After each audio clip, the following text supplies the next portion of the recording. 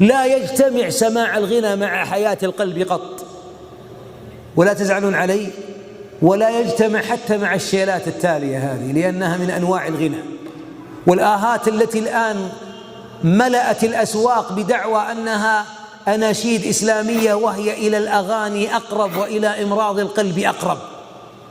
آهات وأنين وأصوات بشرية ومؤثرات صوتية وإيقاعات يسمونها بشرية، المحصلة أنها تؤثر كتأثير الموسيقى في القلب، وهي من الخضوع ومما يمرض القلب. فمن أراد لقلبه الحياة فلا يسمع إلا كلام الرحمن.